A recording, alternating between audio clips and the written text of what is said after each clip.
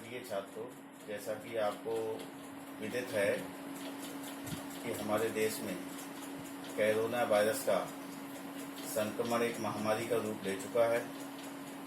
इसलिए 3 मई तक भारत सरकार ने लॉकडाउन घोषित कर दिया है, जिसके कारण हमारे विद्यालय बंद हैं। तो ऐसी स्थिति में विद्यालय में पढ़ाई संभव नहीं है। इसलिए बच्चों के हित को ध्यान में रखते हुए उनके पठन पाठन को व्हाट्सएप ग्रुप के माध्यम से संचालित किया जा रहा है। आपको ग्रुप से जोड़ दिया गया है। जो बच्चे ग्रुप से नहीं जुड़े हैं वो अपने मोबाइल नंबर दोपहर 1 बजे के बाद मुझे देंगे। मैं उन बच्चों को ग्रुप में शामिल कर लूँगा।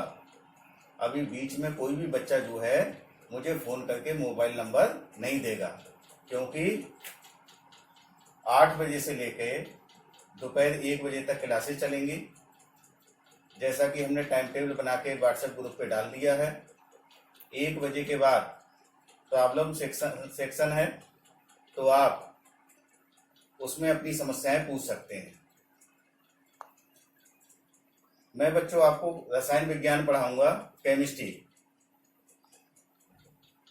रसायन विज्ञान में हम वो टॉपिक पहले लेंगे जो सरल हैं, जिनको आप व्हाट्सएप ग्रुप के माध्यम से भी पढ़ सकते हैं। कोई भी चैप्टर छोड़ा नहीं गया है। जो चैप्टर छूट जाएंगे उनको हम विद्यालय जब शुरू होगा तो उनको दोबारा कवर करेंगे।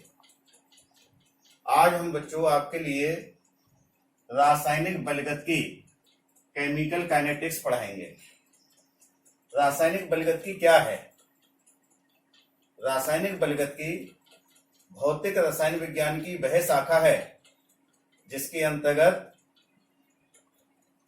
अभिक्रिया का वेग और अभिक्रिया के वेग को प्रभावित करने वाले कारक जैसे ताप, दाब, सांद्रता, उत्प्रेरक आदि का अध्ययन करेंगे। तो इस चैप्टर के अंतर्गत रासायनिक अभिक्रिया का वेग क्या है, उसको प्रभावित करने वाले कारक कौन कौन से हैं, उनके विषय में जानकारी दी जाएगी। अभिक्रिया के वेग के आधार पर रासायनिक अभिक्रियाएं 2 प्रकार की होती हैं। रासायनिक अभिक्रियाओं के प्रकार, 2 प्रकार की रासायनिक अभिक्रियाएं होती हैं अभिक्रिया के वेग के आधार पर। नंबर 1, आणविक अभिक्रियाएं। आणविक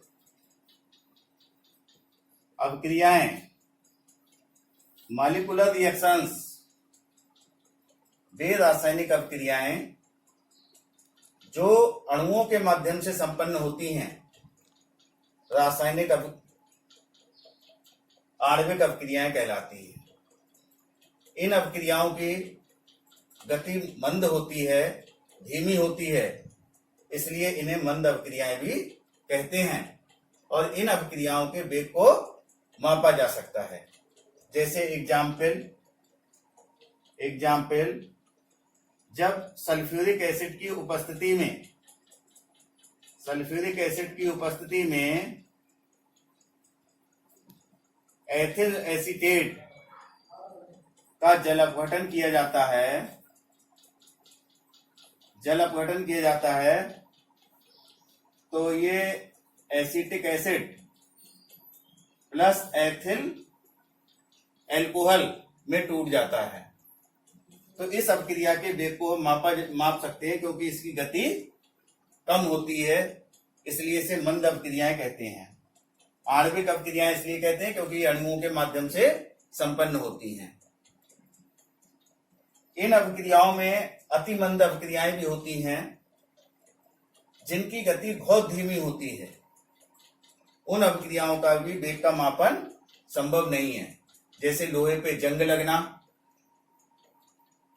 बिना उत्प्रेरक की उपस्थिति में हाइड्रोजन और ऑक्सीजन के माध्यम से जल का निर्माण, ये अति मंद अभिक्रियाएं हैं इनके वेग का भी निर्धारण करना संभव नहीं है। दूसरे प्रकार की अभिक्रियाएं हैं आयनिक अभिक्रियाएं। आयनिक अभिक्रियाएं, आयनाइजेशन रिएक्शंस, वे रासायनिक अभिक्रियाएं जो आयनों के माध्यम से संपन्न होती हैं, आयनिक अभिक्रियाएं कहलाती हैं। इन अभिक्रियाओं का वेग बहुत अधिक होता है, इसलिए इन अभिक्रियाओं के वेग को मापना संभव नहीं है और इन अभिक्रियाओं को तीव्र अभिक्रियाएं भी कहते हैं, क्योंकि इनका वेग बहुत तीव्र होता है। ये क्षण मात्र में संपन्न हो जाती हैं। जैसे एग्जाम्पल, जब NaCl की क्रिया AgNO3 से कराते हैं तो AgCl का अपक्षेप बनता है और सोडियम नाइट्रेट बन जाता है। तो ये अभिक्रिया आयनों के माध्यम से होती है। ये सोडियम आयन और क्लोराइड आयन में टूटता है, ये सिल्वर आयन और नाइट्रेट आयन में टूटता है। तो इससे ये Ag, सिल्वर आयन और क्लोराइड आयन मिलकर AgCl बनाते हैं। इनका अपक्षेप आ जाता है, ये अपक्षेप आ जाता है, सफेद रंग का अपक्षेप आ जाता है और बन जाता है सोडियम नाइट्रेट बन जाता है। तो ये अभिक्रिया आयनों के माध्यम से होती है, क्षण मात्र में समाप्त हो जाती है, इसलिए इसके वेग को मापना संभव नहीं है। अब अभिक्रिया का वेग है क्या? अभिक्रिया का वेग देखिए आप,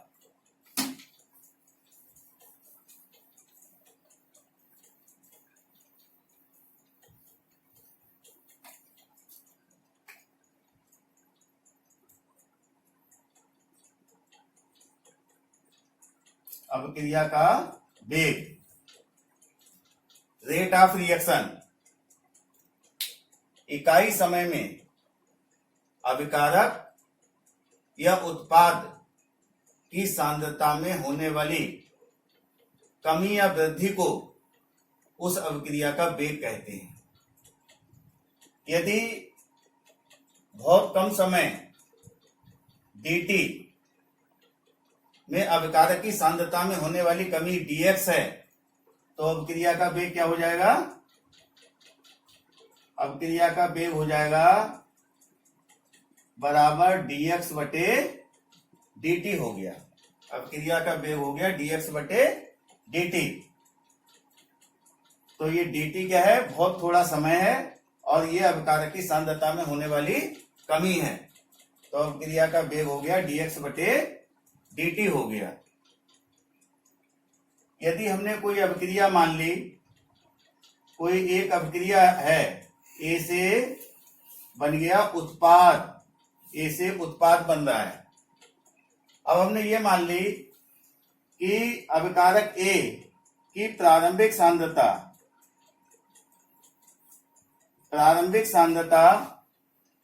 A मोल है। तो प्रारंभ में जब अभिक्रिया स्टार्ट नहीं हुई तो उत्पाद कितना होगा? 0 होगा। अब T समय पश्चात हमने मान लिया अभिकारक A मोल में से X मोल उत्पाद बन गया, X मोल उत्पाद बन गया T समय के पश्चात। अब अभिकारक कितना रह गया?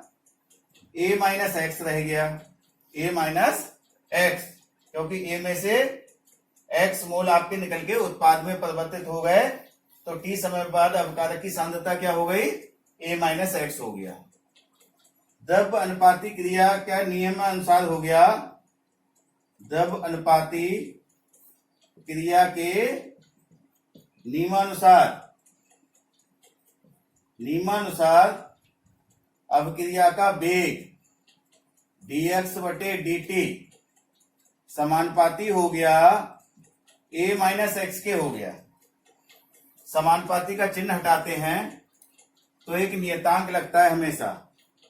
तो dx बटे dt बराबर हो गया के A माइनस एक्स हो गया।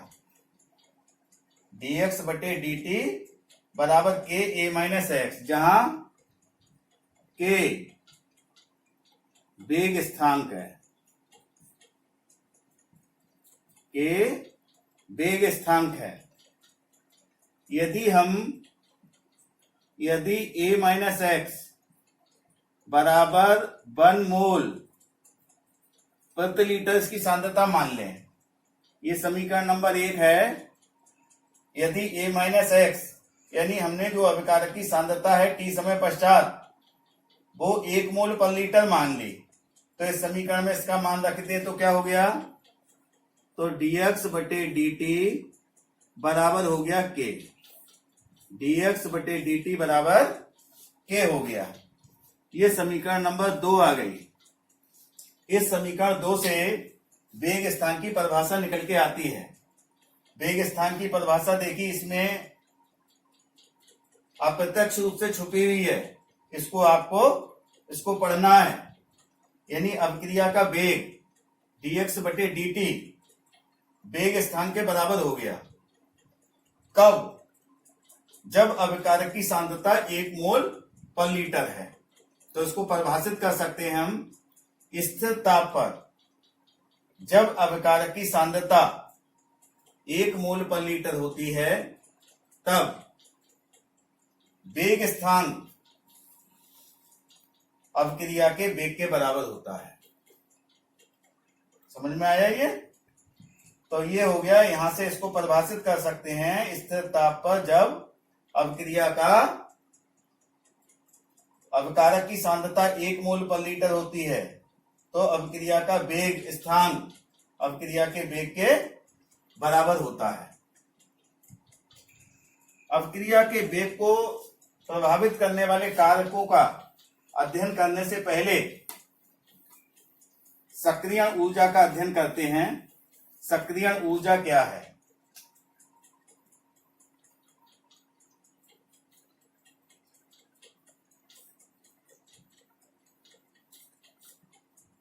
Energy of activation. तो ये कोलिजन थ्योरी संघट्ट का सिद्धांत के आधार पर इसे समझा जा सकता है। संघट्ट के सिद्धांत के अनुसार, कोलिजन थ्योरी के अनुसार, कोई रासायनिक अभिक्रिया तब होती है जब अणु परस्पर टकराते हैं, लेकिन सभी अणुओं के टकराने से रासायनिक अभिक्रिया नहीं होती। केवल उन अणुओं के टकराने से रासायनिक अभिक्रिया होती है जिन अणुओं के पास अभिक्रिया करने के लिए पर्याप्त ऊर्जा होती है। इस न्यूनतम पर्याप्त ऊर्जा को ही सक्रियण ऊर्जा कहते हैं। अतः अभिकारक अणुओं की वह न्यूनतम अतिरिक्त ऊर्जा जो क्रिया करने के लिए आवश्यक होती है, सक्रियण ऊर्जा कहलाती है, एनर्जी ऑफ एक्टिवेशन कहलाती है। अणुओं की, अभिकारक अणुओं की वह न्यूनतम अतिरिक्त ऊर्जा जो अभिक्रिया करने के लिए आवश्यक होती है, सक्रियण ऊर्जा कहलाती है, एनर्जी ऑफ एक्टिवेशन कहलाती है। इसे ईए द्वारा प्रदर्शित करते हैं। एनर्जी ऑफ एक्टिवेशन,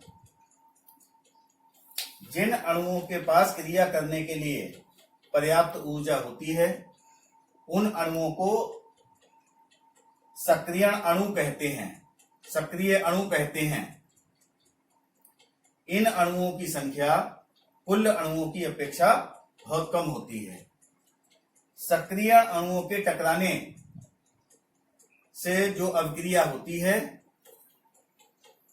वो सक्रिय अणुओं की संख्या के समानुपाती होती है। और जिन टक्करों से रासायनिक अभिक्रिया होती है, उन टक्करों को प्रभावी टक्कर कहते हैं। अर्थात रासायनिक अभिक्रिया का वेग प्रभावी टक्करों की संख्या के समानुपाती होता है। प्रभावी टक्करों की संख्या जितनी ज्यादा होगी, अभिक्रिया का वेग उतना ही अधिक होगा।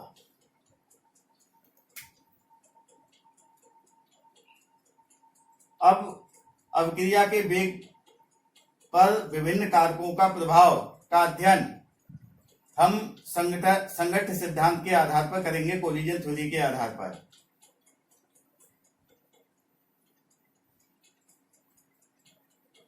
अभिक्रिया के वेग को प्रभावित करने वाले कारक कौन कौन से कारक हैं जो अभिक्रिया के वेग को प्रभावित करते हैं। नंबर 1, अभिकारक का सांद्रण।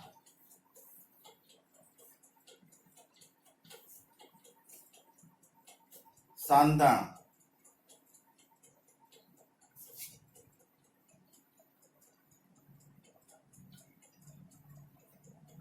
अभिकारक का सांद्रण।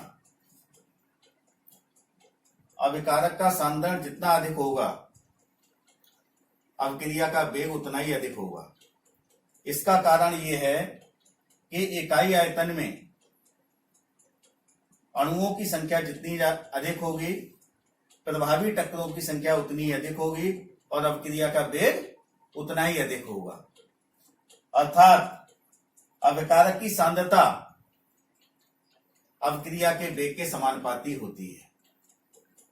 जैसे जैसे अभिक्रिया जब प्रारंभ होती है अभिक्रिया, इसको हम एक ग्राफ पेपर की सहायता से भी समझ सकते हैं। ग्राफ से ये समय है, ये अभिक्रिया का वेग है, ये ऊपर को बढ़ रहा है। तो जैसे ही जैसे समय प्रारंभ में अभिक्रिया का वेग बहुत अधिक होता है, जैसे ही जैसे समय व्यतीत होता है तो अभिक्रिया का वेग कम होता चला जाता है। क्यों? क्योंकि अभिकारकों के सांद्रण में कमी होती चली जाती है और अभिक्रिया के वेग में भी कमी होती चली जाती है। अभिक्रिया के वेग को प्रभावित करने वाला दूसरा कारक है दाब। दाब दाब बढ़ाने पर आयतन में कमी हो जाती है, जिससे इकाई आयतन में अणुओं की संख्या बढ़ जाती है, जिससे प्रभावी टक्करों की संख्या बढ़ जाती है और अभिक्रिया का वेग बढ़ जाता है।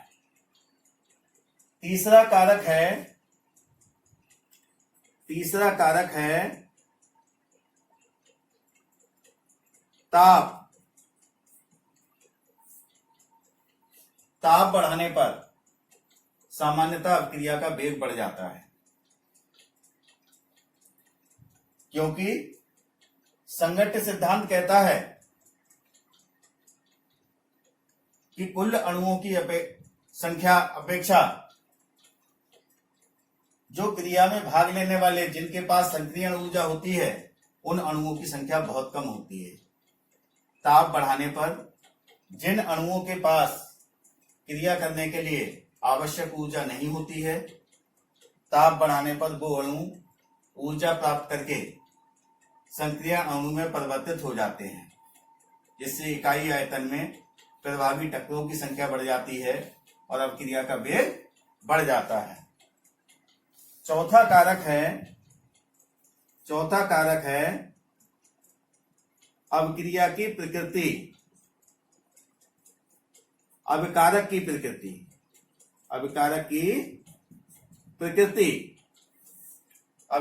प्रकृति जब कोई रासायनिक अभिक्रिया होती है तो उस अभिक्रिया में अणुओं के पुराने बंध टूटते हैं और नए बंध बनते हैं। अभिकारक जितना सरल होगा उतने कम बंध टूटेंगे, जिससे अभिक्रिया का वेग उतना ही ज्यादा हो जाएगा। अभिकारक जितना जटिल होगा उतने ज्यादा बंध टूटेंगे और अभिक्रिया का वेग उतना कम हो जाएगा। इसको एक एग्जाम्पल की सहायता से हम समझा सकते हैं। जैसे यदि नाइट्रिक ऑक्साइड की क्रिया ऑक्सीजन से कराते हैं तो नाइट्रोजन डाइऑक्साइड बनता है, और मीथेन की क्रिया ऑक्सीजन से कराते हैं तो कार्बन डाइऑक्साइड बनता है और जल के अणु बनते हैं। नाइट्रिक ऑक्साइड की क्रिया भी ऑक्सीजन से हो रही है और मीथेन की क्रिया भी ऑक्सीजन से हो रही है। तो नाइट्रिक ऑक्साइड की जो ऑक्सीजन से क्रिया हो रही है उसका वेग मीथेन की ऑक्सीजन से क्रिया की अपेक्षा अधिक होता है। क्यों? क्योंकि नाइट्रिक ऑक्साइड की क्रिया जब ऑक्सीजन से होती है तो केवल एक बंध टूटता है, और जब मीथेन की क्रिया ऑक्सीजन से होती है तो 4 बंध टूटते हैं। इसलिए नाइट्रिक ऑक्साइड की ऑक्सीजन से क्रिया का वेग मीथेन की ऑक्सीजन से क्रिया के वेग की अपेक्षा अधिक होता है।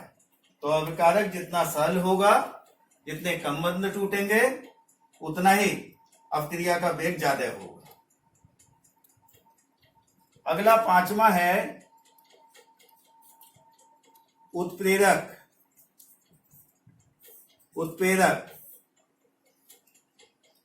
धनात्मक उत्प्रेरक अपक्रिया के वेग को बढ़ाते हैं।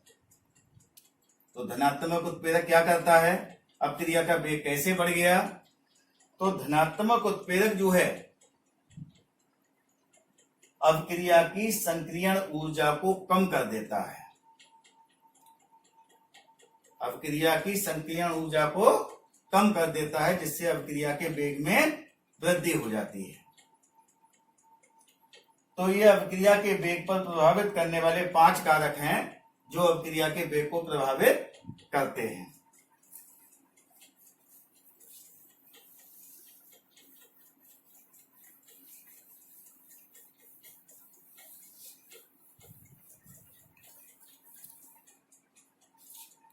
अपक्रिया के वेग स्थान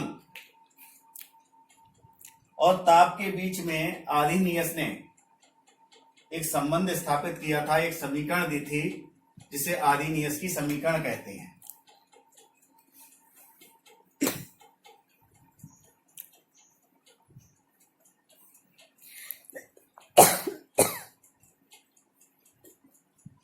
आर्हीनियस की समीकरण। तो आर्हीनियस ने अपक्रिया के वेग स्थान और ताप के बीच में एक संबंध स्थापित किया था, जिससे एक समीकरण प्राप्त हुई थी जिसे आर्हीनियस समीकरण कहते हैं। ये समीकरण है k बराबर a e की power minus EA upon RT, जहां k क्या है? जहां k है वेग स्थान, के वेग स्थान, ए समानुपाती स्थान, समानुपाती स्थान, E है सक्रियण ऊर्जा, R है गैस नियतांक और T है परम ताप। T है परम ताप। इस समीकरण को हम समीकरण नंबर 1 मान लेते हैं। अब इससे अगर हम सक्रियण ऊर्जा का मान निकालना चाहें इस समीकरण से, तो ये मुश्किल काम है, क्योंकि E के घात के रूप में है। तो इस समीकरण को 1 को हम लॉग ले लेते हैं। समीकरण 1 का लॉग लेने पर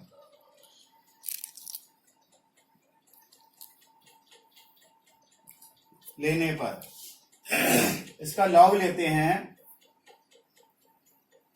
आधार E लॉग K बराबर आधार E लॉग A माइनस, अब ये जो है, जो घात है, ये घात पहले आ जाएगी, माइनस EA बटे RT, और ये हो गया लॉग आधार E और E ये वाली, ये आधार E तो हमारा चल ही रहा है, ये E वाली है।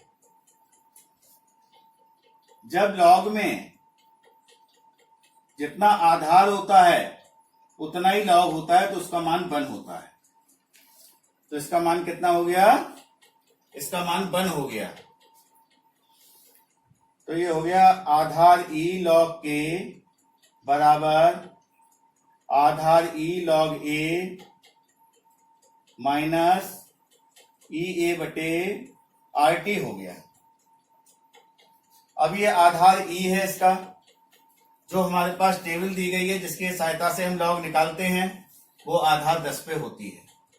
तो इस आधार ई को हम आधार 10 में परिवर्तित करना होगा। तो इसके लिए 2.303 से गुणा कर दें तो इस लॉग का आधार हो जाएगा 10। आधार 10 लॉग के बराबर हो गया 2.303 आधार 10 log A minus E A upon R T हो गया। 2.303 से अगर हम सबको भाग दे दें तो क्या हो जाएगा? तो हो जाएगा लॉग आधार 10 के बराबर आधार 10 लॉग ए माइनस ई ए बटे ये इसके भाग में आ जाएगा 2.303 आर टी आ जाएगा। ये समीकरण नंबर 2 हो गई। ये 2.303 से कट गया, जब हमने भाग दे दिया यहां भी कट गया। अब यहां ये है नहीं तो भाग में आ जाएगा।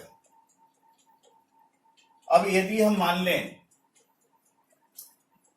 कि ताप T1 व T2 पर वेग स्थान क्रमशः K1 व K2 है। यदि ताप T1 है तो वेग स्थान क्या हो जाएगा? K1। ताप T2 हो गया तो वेग स्थान क्या हो जाएगा? K2 हो जाएगा। इनकी वैल्यू हम यहां पर लगा के 2 समीकरण और प्राप्त हो जाएंगी। तो ये हो गया आधार 10 लॉग K1 बराबर आधार 10 log A minus E A upon 2.303 R T1 हो गया। ये समीकरण नंबर हो गई 3। अब अगर इसको K2 मान लें तो हो गया आधार 10 लॉग K2 बराबर हो गया आधार 10 लॉग A माइनस ई ए बटे 2.303 आर T2 हो गया। ये समीकरण 4 हो गई। समीकरण 4 में से समीकरण 3 को घटाने पर समीकरण 4 से समीकरण 3 को घटाने पर घटा देंगे तो हो गया लॉग आधार 10 K2 माइनस आधार 10 लॉग K1। ये कैंसिल हो जाएंगे दोनों, क्योंकि घटाने पे चिन्ह बदल जाएगा। तो ये नीचे समीकरण आएगी, इसका चिन्ह बदलेगा तो ये माइनस हो जाएगी। इसको कॉमन ले लें, ई ए बटे 2.303 आर कॉमन हो गया। अब ये ऊपर से बचा 1/T1 माइनस 1/T2 बचा। ये पार्ट जब नीचे जाएगा तो ये माइनस प्लस हो जाएगा, ये माइनस ही रहेगा। अब लॉग का यहां पर उपयोग करेंगे तो ये माइनस में कब आते हैं? जब ये बटे में रहे होंगे। तो लॉग एक जगह लिखेंगे आधार 10 लॉग K2 बटे K1 बराबर हो गया ई ए बटे 2.303 आर। और इसको अगर हम एलसीएम ले लें T1 T2 तो ये हो गया T2 माइनस T1 हो गया। तो आर्यनीय समीकरण ये निकल के आई जिसकी सहायता से हम सक्रिय ऊर्जा का मान निकाल सकते हैं। इस समीकरण को एक बार फिर से समझ लीजिए। आर्यनियस ने वेग स्थान और ताप के बीच में एक संबंध स्थापित किया था और उससे जो समीकरण प्राप्त हुई उसको आर्यनीय समीकरण कहते हैं। ये समीकरण क्या है? K बराबर A e की घात ई ए बटे आर टी, जहां K क्या है? वेग स्थान, A समानुपाती स्थानांक है, ई ए क्या है? सक्रियण ऊर्जा है, R गैस नियतांक है, T परमताप है। समीकरण, अब इसमें हम सक्रियण ऊर्जा का मान निकालना चाहें तो ये हमारे लिए मुश्किल होगा, सक्रियण ऊर्जा का मान निकालना, क्योंकि E की घात के रूप में है। तो हम इसका लॉग ले लेते हैं। समीकरण 1 का लॉग लेने पर, तो लॉग लिया, लॉग के बराबर हो गया लॉग ए, ये इसकी गुणा में है तो प्लस आता, लेकिन ये घात का माइनस आ जाएगा, माइनस घात पहले आ गई ई ए बटे आर टी, और लॉग ई आधार हो गया ई वाला। अब अगर आधार भी वही हो, लॉग भी वही हो, तो उसका मान 1 होता है। तो यहां पर इसकी जगह पर 1 आ गया, इसको ऐसे ही लिख लिया, इसको भी ऐसे ही लिख लिया, ई बटे आर टी गुणा 1 हो गया, यानी इतना ही आ गया। अब ये आधार लॉग की कितनी है, ई के आधार पे हम मान नहीं निकाल सकते, हमारे पास टेबल नहीं होती, आधार 10 पे होती है। तो इसको आधार 10 करने के लिए 2.303 से गुणा करेंगे। इसकी 2.303 से गुणा कर दी, यहां भी 2.303 से गुणा कर दी, तो ला के आधार की ई की जगह पे क्या हो गया, 10 हो गया, यहां भी 10 हो गया, इसको ऐसा ही लिख लिया ई ए बटे आर टी। अब ये 2.303 दो जगह आ रहा है, इसको हम 2.303 से भाग कर देंगे तो ये वाला कैंसिल हो गया, ये वाला कैंसिल हो गया, यहां नहीं है इसलिए भाग में आ गया।